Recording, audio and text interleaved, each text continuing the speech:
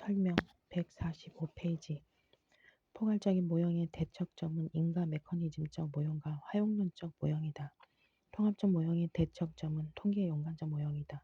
통합적 모형은 법칙을 우선시한다는 점에서 포괄 법칙 모형과 같은 유형에 속하지만 이해를 강조한다는 점에서 그것과 구별된다. 인과적 모형은 과학의 목표를 기대 가능성으로 보는 통계 연관적 모형에서 이해를 보는 인과 메커니즘적 모형으로 발전해왔다. 통합적 모형, 인과 메커니즘적 모형, 화용론적 모형은 공통으로 과학의 목적을 이해를 본다. 여기서 제시된 개념적 지형도는 다른 유형의 지형도가 그렇듯이 설명 모형들의 상호관계를 계략적으로 파악하는 데 도움을 주기 위해 제시되었기 때문에 완전한 것이 아니므로 앞으로 수정되고 보완될 필요가 있다.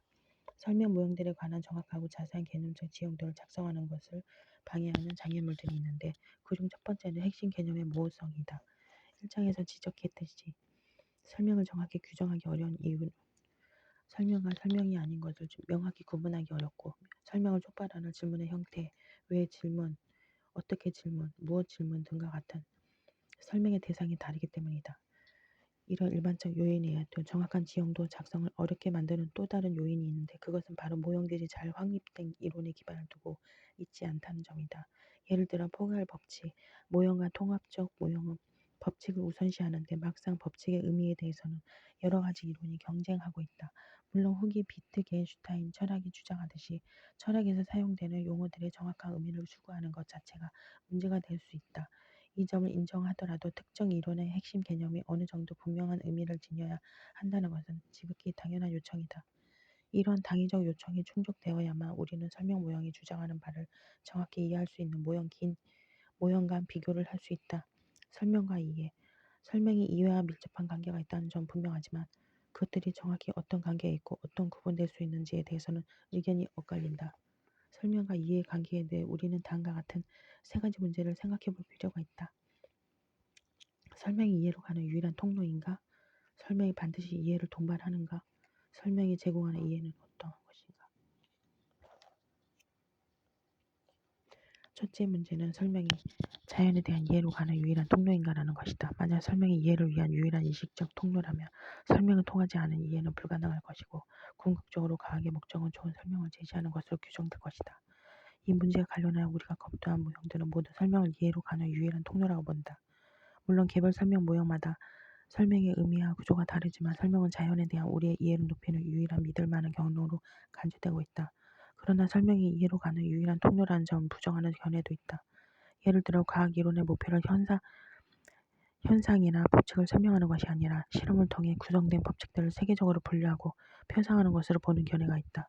이런 견해에 따르면 만약 사회과학의 설명을 목표로 하게 되면 인간과 같이 관찰되지 않은 이론적 실체를 가정하게 되어 궁극적으로 과학은 형이상하게 종속되게 된다. 이런 점에서 첫째 문제는 과학의 목표와 관련되어 있다. 우리는 여기서 과학의 목표가 세계를 설명하는 것인지 아니면 경험적 사실을 체계화하는 것인지에 대해 더 생각해 볼 필요가 있다. 둘째 문제는 설명이 항상 이해를 동반하는지에 대한 것이다. 이와 관련하여 포괄적인 모형과 통계 연관적 모형 설명이 반드시 이해를 동반하지 않는다고 본다. 그 이유는 설명의 목표는 현상에 대한 이해가 아니라 현상의 발생에 대한 기대 가능성을 제공하는 데 있기 때문이다.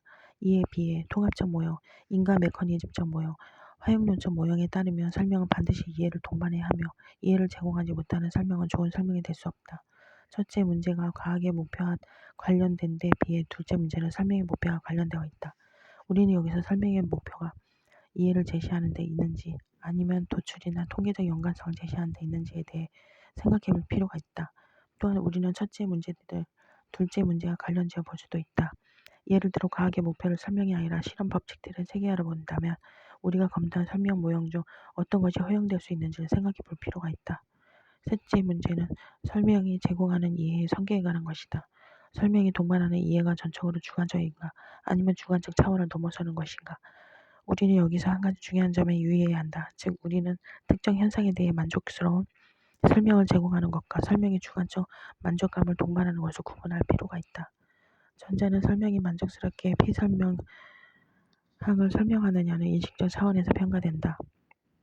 그 목표를 달성한 설명은 좋은 설명이나 경험적으로 적합한 설명으로 평가된다.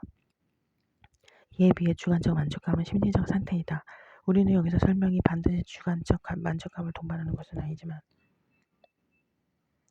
그렇게 동반된 주관적 만족감이 객관적 이해와 무관한 것인지를 생각해 볼 필요가 있다. 이 문제는 과학의 객관성이라는 일반적 주제와 관련된다.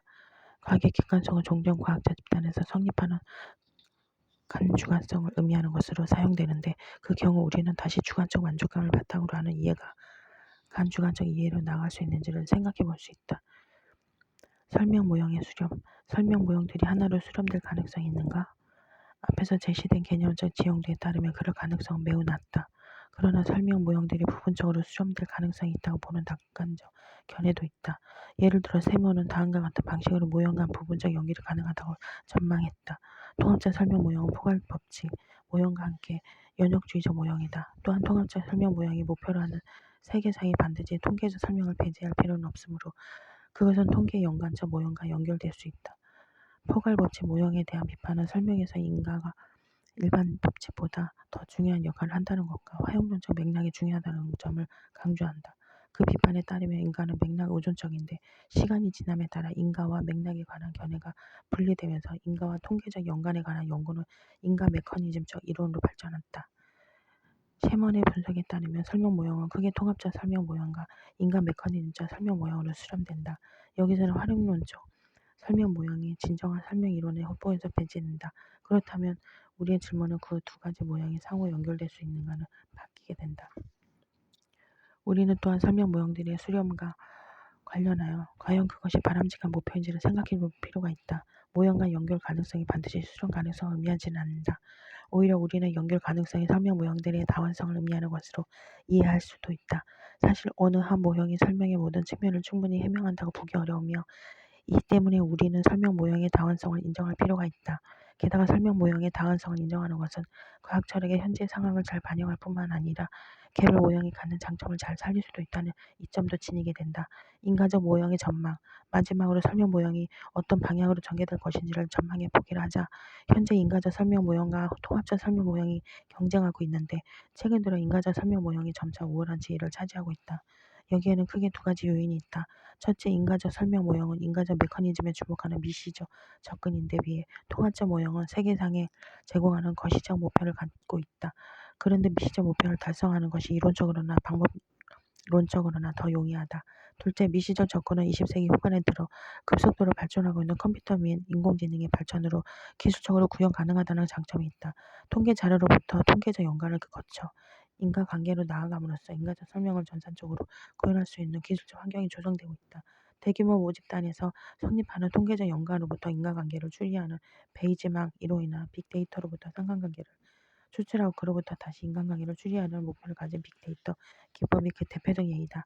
최근에는 인과 메커니즘적 모형 외에도 다음과 같은 인간적 설명 이론이 주목을 받고 있다. 첫째 이론은 계획과 조정을 핵심으로 하는 우드워드의 조종 이론이다. 조종 이론은 메이지망에 기반을 두고 개입을 통해 인간을 설명한다. 조종 이론에 따르면 사건 C가 사건 E의 진정한 원인이라면 이에 대한 적절한 개입은 이의 변화를 일으킨다.